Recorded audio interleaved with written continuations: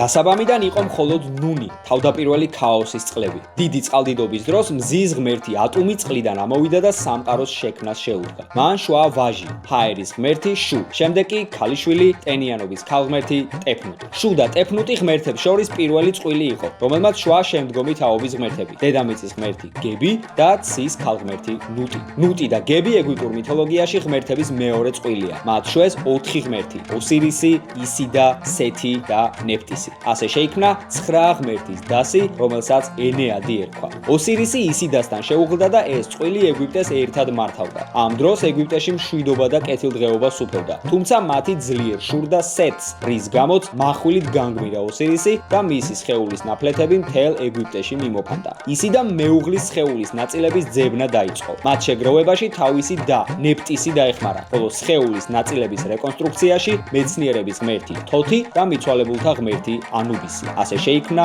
პირველი მუმია. გაცოცხლების შემდეგ ოსირისი ისიდასთან შეერთდა. გაცოცხლებული ღმერთი ამ სამყაროში დასარჩენად ზედმეტად სუსტი აღმოჩნდა და დუათში, მკვდრების სამყაროში გადაინაცვლა. მოგვიანებით კი მისი მმართველიც გახდა. ოსირისის გადახვეწის შემდეგ ბოროტმა სეთმა ორსულ ისიდას გაქცევა აიძულა. ქალღმერთს ლტოლვილობისას შეეძინა შვილი, რომელსაც ჰორუსი დაარქვა. დედა შვილს სეთის დუელში დასამარცხებლად ამზადებდა იმ დროისთვის, როგორც კი ჰორუსი სრულწლოვანი გახდებოდა. სასტიკი დუელის შემდეგ ენეიდებმა ღმერთების სასამართლო გამართეს, სადაც მოსამართლედ დედამიწის ღმერთი გები იყო დანიშნული. მან საქმე ჰორუსის სასარგებლოდ გადაწყვიტა და ის ეგვიპტის ახალ მმართველად დაინიშნა. სწორედ ეს იყო მიზეზი იმისა, რომ მომავალი ფარაონები თავს ჰორუსის ნათესავებად და ტახტის კანონიერ მემკვიდრეებად აცხადებდნენ.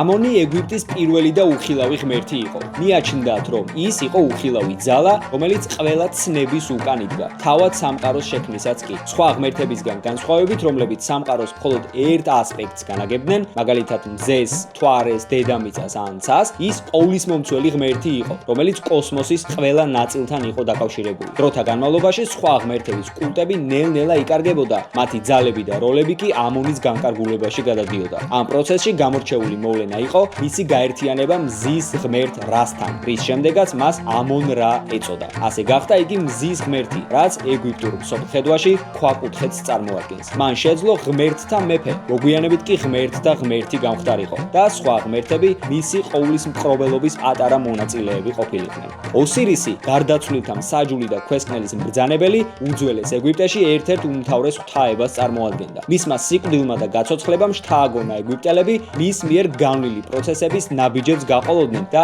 ასე ეძებნათ უკვდავება. უძველეს ეგვიპტეში ყველა დამუშავებული სამარხი და დაკრძალვის რიტუალი იმ მიზნით არსებობდა, რომ სულს მიწისქვეშეთში გზა გაეკვლია. ფარაონებისა და დიდებულების სამარხები, ისევე როგორც დაკრძალვის ცერემონია, ყველა შემადგენელი წვრილმანით გრანდიოზული იყო. თუმცა ეგვიპტურ წარმოდგენაში მიწისქვეშეთში მოგზაურობისას გარდაცვლის დიდებული დაკრძალვის ცერემონიის გარეშეც შეეძლო გადარჩენა. სულს ქვესკნელში ისე უნდა გაევლო, რომ უამრავი საშიში მონსტრისთვის თავის არიდება შეძლებოდა, სანამ მაატის, სიმართლის ქალღმერთის დერეფნამდე მიაღწევდა. აქ სულს 42 მსაჯულის წინაშე უწევდა წარდგომა და თითოეული ცოდვისთვის თავის გამართლება. ამის შემდეგ ანუბისი და თოთი წონიდნენ გულს. გულის სიმსუბუქე მის უმანკოებაზე იყო დამოკიდებული. თუ სასწორლის მეორე პინაზე დადებული სიმართლის ბუმბული გულს გადაწონიდა, სული გამოცდას ჩააბარებდა და ოსირის სიგის შემდგომ ცხოვრებაში გადაჰყავდა. თუ კი გული ბუმბულზე მძიმე იყო, ურჩხული ამიტი მოდიოდა, ბოროდ გულს შთანთქავდა, ხოლო სულს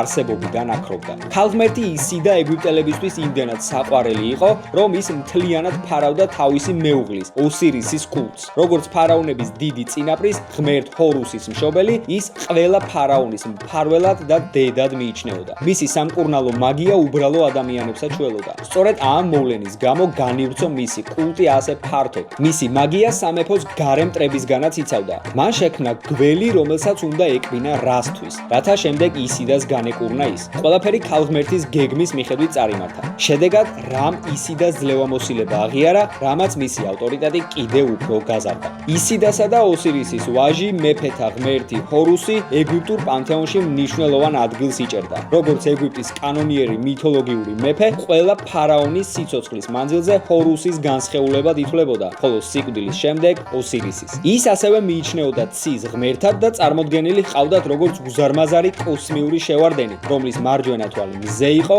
მარცხენა მთვარე, ხოლო მისი ფრთების დაქნევა დიდ ქარებს იწვევდა. სეთი ქაოსისადან გრევის ღმერთი ებრძოდა ჰარმონიას, რომელსაც ღმერთების ტრიადა ოსირისი, ისიდა და ჰორუსი განასახიერებდნენ. სეთი წითელი ღმერთის სახელით იყო ცნობილი, განასახიერებდა სიბრაზესა და ძალადობას. იგი ბიბლიური ეშმაკის ერთგვარ ანალოგად შეგვიძლია მივიჩნიოთ. ის იყო უდაბნოს წითელი მიწის ღმერთი და ხელს უშლიდა მცენარეების აყვავებას, რაც სიცოცხლის რესურსს წარმოადგენდა. იგი, როგორც ოსირისის და მისი კანონიერი შვილის ჰორუსის მითოლოგიური ოპონენტი, სახელმწიფოში აჯანყებებსა და უთანხმოებებსაც მფარველობდა. სეთისთვის დანაშაულების, სნეულებები, სამოქალაქო არეულობები და მტრებზე თავდასხმები სამყაროში თვითგამოხატვის საშუალება იყო. მიუხედავად ამ ყველაფრისა, სეთი მნიშვნელოვან როლს თამაშობს მზის ღმერთის, რას ღამის მიწისქვეშა მოგზაურობაში. ყოველ ღამით ის თან ახლავს მზის ღმერთ რას და მის მოკვდავ მტერს გველაპებს შუბით იგერიებს. ეს გველი ყველა ღმერთს აჯადოვებდა რას ჩათვლით და მას მხოლოდ სეთი უწევს წინააღმდეგობას. სავარაუდოდ ეგვიპტურ პანთეონში ყველაზე მნიშვნელოვან ადგილს მზის ღმერთები იჭერდნენ. მათი უმეტესობა რას სხეულის ნაწილები იყვნენ, რომლებიც ცალკე ღმერთებად იყვნენ მიჩნეული, ხოლო ერთად რას სხეულს წარმოადგენდნენ. რას სხეული კი თავად მზედ მოიაზრებოდა. მიიჩნეოდა, რომ ადამიანი დედამიწაზე დავარდნილი რას ცრემლით შეიქმნა. შემდეგ მან მეფობას დაუდო სათავე და თავადაც დედამიწის პირველი მმართველი გახდა, სანამ ძალიან არ მოხუცდა და დაიღალა, რის შემდეგაც დედამიწიდან მაღლა წასვლა გადაწყვიტა ზეცაში, ქალღმერთ ნუტის ზურგზე. აქ ის ზეცის და ღმერთების მეფე გახდა. მიიჩნეოდა, რომ ხოჭოების ღმერთი ხეფრი განასახიერებდა დღის მზეს, რამდენადაც მას ამოჰყავს მზე ჰორიზონტიდან ცაზე ისევე, როგორც ხოჭოთა ზოგიერთი სახეობა დააგორებს ტალახს მიწაზე. რა განასახიერებდა შუადღის მზეს, რადგან ის მზის ამოსვლიდან ჩასვლამდე ღმერთების გარემოცვასთან ერთად ცაზე დაცურავდა. ჩამავალ მზეს შემოქმედი ღმერთი ატუმი განასახიერებდა. რა ყოველ ღამით მიწისქვეშა მოგზაურობისას ებრძვის თავის მტერს, გიგანტურ გველაპებს თანამებრძოლი ღმერთების დახმარებით. ყოველ დილით კი ქვესკნელიდან გაახალგაზრდავებული და თითქოს თავიდან დაბადებული ამოდის. ეს პროცესი ყოველ ახალ დღეს მეორდება. რას თვალები ცალკე ქალღმერთები იყვნენ. ეს ქალღმერთები ეგვიპტურ მითოლოგიაში ერთ-ერთი ყველაზე ძლევამოსილები არიან და მზის ღმერთის მტრებს ანადგურებენ. ხშირად გამოისახებოდნენ ძუ ლომის სახით. ყველაზე ძველი ამ ქალღმერთებს შორის იყო რას ქალიშვილის სეხმეტი. ის ბრძოლისას ცეცხლს აფრქვევდა და უდაბნოს ცხელი ქარები ამ ქალღმერთის სუნთქვად იყო მიჩნეული. როდესაც რა დაბერდა და მეფობით დაიღალა, ადამიანებმა შეთქმულების მოწყობა და მისი ძალაუფლების მითვისება განიზრახეს. რამ მათ დასასჯელად სეხმეტი გაგზავნა. ქალღმერთის რისხვა იმდენად დიდი იყო, რომ თითქმის მთელი კაცობრიობა ამოწყვეტა. ყველა ქალღმერთი, რომელიც რას თვალს წარმოადგენდა, არ იყო ისეთი მრისხანე, როგორც სეხმეტი. მაგალითად, ბასტეტი იმდენად შორს იყო მრისხანებისგან, რომ მისი პირველი სიმბოლო მრისხანე ძუ ლომი საბოლოოდ კატად გარდაისახა. თუმცა ის მაინც ეხმარებოდა რას აპეპის წინააღმდეგ ბრძოლაში. ის ორსული ქალების მფარველი და ფარაონების მედდა გახდა.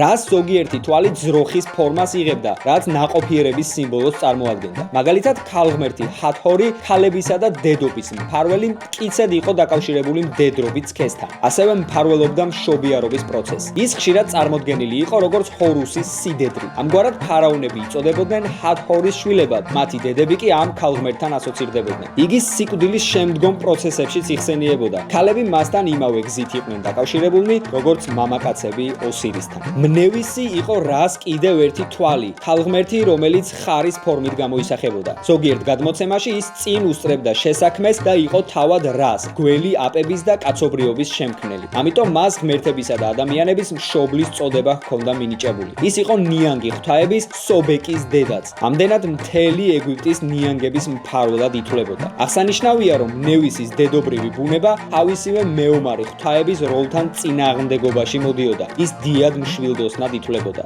ტაჰი ხელოვნების ღმერთი და მემფისის მმართველი გახლდათ. მემფისი იყო ეგვიპტის პირველი დედაქალაქი და დაარსდა ძველი წელთაღრიცხვით 3000 წელს. ამ ქალაქის მცხოვრებლები სწორედ ტაჰს მიიჩნევდნენ შემოქმედ ღმერთად. მან თიხის ჭურჭლის მსგავსად გამოძერწა დედამიწა, შექმნა ჭეშმარიტი აზრი და სიტყვაც, ისევე როგორც ხელოვნება და ხელსაქმე. რაც შემდგომში ადამიანებს გაუზიარა. ანუბისი მიცვალებულთა სამარხებსა და დაკრძალვის რიტუალებს მფარველობდა, რათა სულების სიკვდილის შემდეგ გასასვლელი ეტაპებისთვის მოემზადებინათ. ის იცავდა სამარხებს და სჯიდა მათ, ვინც მიცვალებულთა გვამების ან სამარხების წაბილწვას დააპირებდა. მისი კულტი მტკიცედ იყო დაკავშირებული ოსირისის კულტთან, რადგან ოსირისის გვამს მან პირველად გაუკეთა ბალზამირება და შექმნა პირველი მუმია. ანუბისი მეთვალყურეობდა პროცესს, როცა ქურუმები მიცვალებულს დასაკრძალად ამზადებდნენ. კანოპეები, ძველეგვიპტური ლარნაკები, რომლებიც გარდაცვლილთა ორგანოების ბალზამირებისა და შენახვისთვის გამოიყენებოდა, ანუბისის ფორმას ატარებდა. ეს ნივთები შემდგომში უფრო ფარაონების გვამებთან გვხვდება. პირამიდებში შენახულია ფარაონების ბალზამირებული ორგანოები, ფილტვი, კუჭი,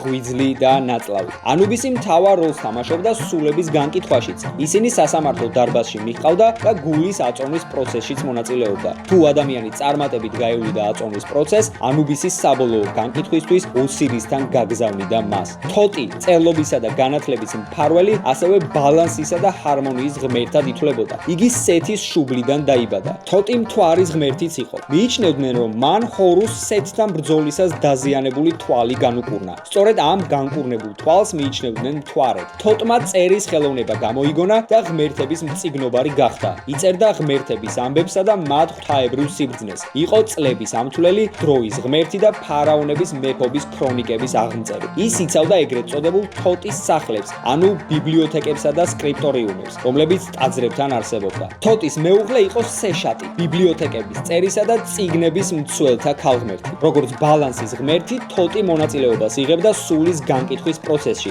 იდგა სასწორთან და აწონვის შედეგს ინიშნავდა. გადმოცემის თანახმად ეგვიპტელებს 2000-ზე მეტი ღმერთი ჰყავდათ, თუმცა ყველაზე საინტერესო ფარაონების ფენომენი იყო. ისინი მიწაზე დაბადებულ ღმერთებად ითვლებოდნენ, შუამავლებად ღმერთებსა და ადამიანებს შორის. სიკვდილის შემდეგ კი სრულყოფილ ღმერთებად გარდაისახებოდნენ. ხალხს იმდენად მტკიცედ სწამდა მათი ღვთაებრივი ბუნების, რომ ფარაონების დანახვის ან სახელის ხსენებისაც ეშინოდა, რათა ღმერთის მიმართ ასეთი კადნიერების გამო არ დასჯილიყვნენ.